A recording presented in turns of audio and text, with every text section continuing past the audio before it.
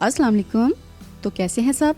अनारदाना पसंद है आपको? खट्टा मीठा होता है, चाट में, चटनियों में और पकौड़ों में इस्तेमाल होता है और आलू के पराठों की तो जान है। लेकिन अनारदाने के साथ मसला ये है कि बाजार से जो अनारदाना मिलता है, एक तो वो साफ नहीं होता, दूसरा कई दफा इसे खुश्क भी केमिकल लगाकर किया जाता है, जिससे ये सेहत के लिए नुकसानदेह हो जाता है। तो इस मसले का हल ये है कि आप इसे घर में ही तैयार कर लें। यकीन करें, ये पलक झपकते ही तैयार हो जाता है और बाजार के मुकाबले में कहीं ज्यादा मजेदार भी होता है। इसलिए आज हम आपके साथ इंस्टेंट अनारदाने की रेसिपी शेयर करने जा रहे हैं, जिसके बाद आपको घर के अनारदाने के सिवा कोई और अनारदाना मजा नहीं देगा। अनारदाना बनाना जितना मुश्किल काम है, आपके लिए हम इसे इतना ही आसान कर देंगे। तो आइए जानते हैं इसका लंबा चौड़ा रेसिपी कार्ड। तो इसके लिए हमें चाहिए होगा कंधारी अनार, सुर्ख दानों वाले 2 अदद, सादा सफेद सिरका 1 खाने का चम्मच। बस इसमें यही 2 चीजें ही चाहिए। अनारदाने में जो सबसे जरूरी चीज है वो है खुद अनार। इसलिए सबसे पहले तो बाजार से अनार खरीदें।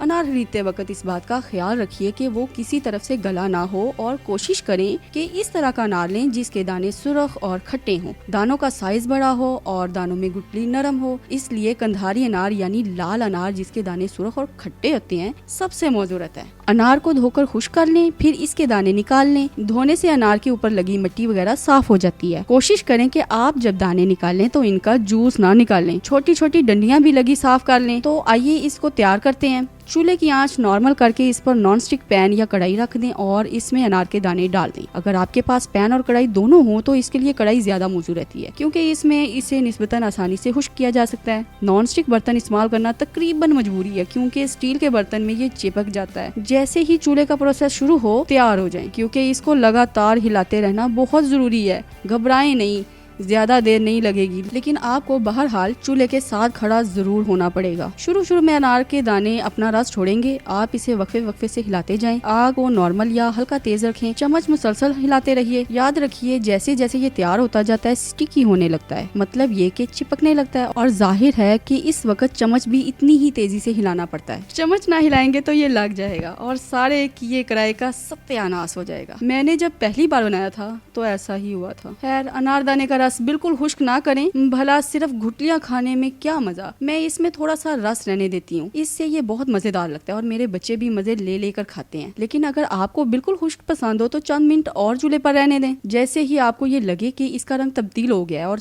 दाने सुकड़ कर आपके मनपसंद साइज पर आ गए हैं, तो इस वक्त आप 1 खाने का चम्मच सिरका डालकर हिला दें और फौरन चूल्हा बंद कर दें। इसे चंद मिनट के लिए ठंडा होने दें। तो बस अनारदाना तैयार है। और सबसे पहले खुद चखें।